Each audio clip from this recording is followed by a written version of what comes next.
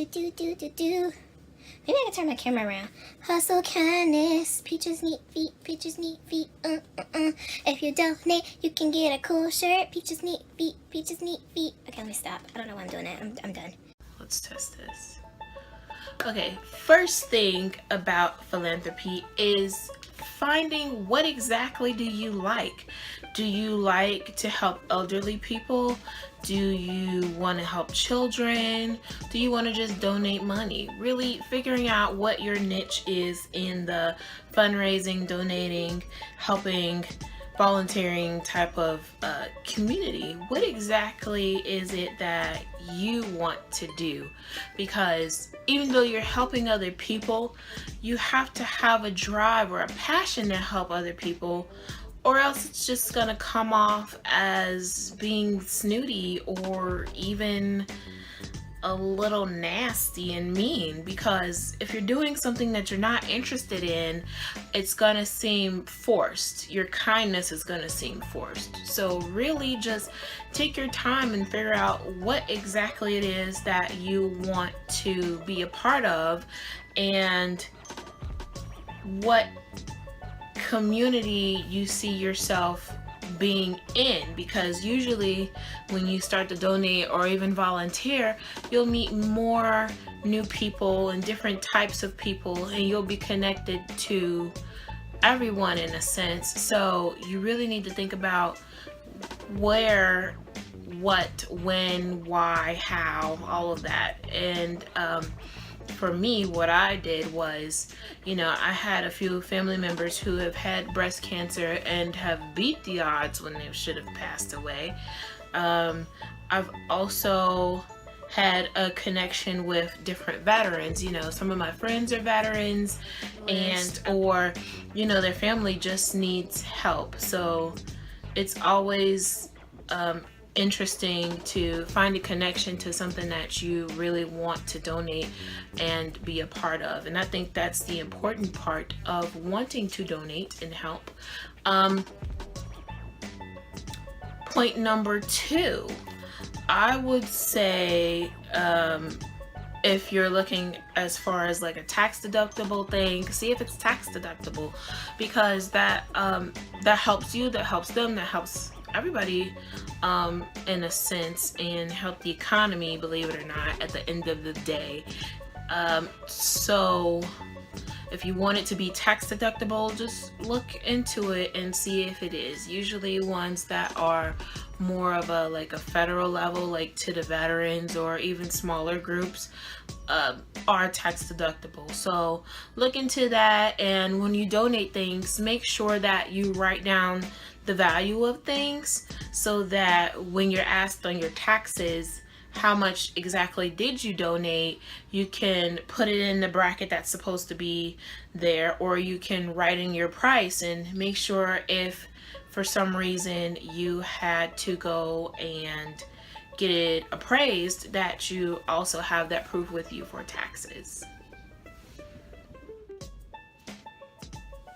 Tip 3 on being a philanthropist: you can actually volunteer with someone who has the same interests as you.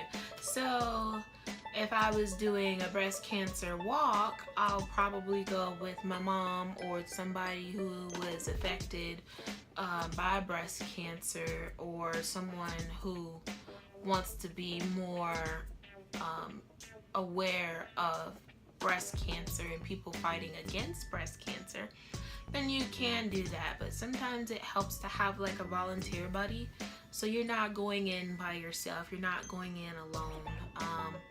Sometimes I usually try to coax people into donating or going to events. Sometimes it works and sometimes it doesn't. Don't feel so offended that they don't want to do it, or they don't initially want to do it, because sometimes they go in thinking like, oh, it's this, that, and the other. But really, just do your research, and if you want to persuade someone, persuade them, show them the good points and show them the bad points, because it's like word of mouth is so powerful, and the more you can get out about something, the more you talk about it, the more you'll end up doing it or finding a way to do it. So don't be discouraged if for some reason that you weren't able to volunteer that year or help someone out in need. Just keep in mind that your intentions are good and you still want to spread awareness. I think that's one of the bigger things. Or if for some reason, which we're gonna seep into, I guess, number 5 on that, you can start your own organization. There are different sites and different donors out there that will help you start your own organization on whatever topic that you want to do. But I suggest that if you decide to do that, that you have a real passion for it, because it's going to do a domino effect. It's going to involve other people. It's going to involve people who actually need your help, and to have the fire just die out and all of a sudden these people don't have help, or you didn't at least think to pass the torch on to someone who has more of a passion than you, I feel like then that'll be cheating someone out of the donation process or the giving process. And my last point would be 6. Make sure that the attitude that you present is always a positive one. That's hard to say because there are so many bad attitudes out there and bad vibes, and trust me, there are a lot of people that will give you a bad vibe. Yeah, I think that's all my points on philanthropy. And if you want to give, I will post some different places that I have given to. One of them is the Ryan Sheckler Foundation. One of them is Peaches Meat Feet, which is one I found out from Ryan Sheckler's foundation. He had sponsored them, and what is the other one? There's Vietnam Veterans of America. So those are the organizations that I donate to. They usually get half, 50%, or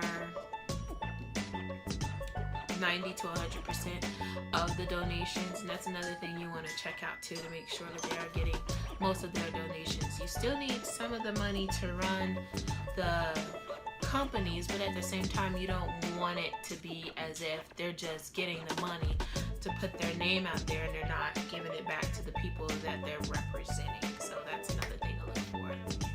But okay, this was kind of long, but this is Dominique signing off, and I will see you guys again with more art and hopefully makeup tutorials. Bye!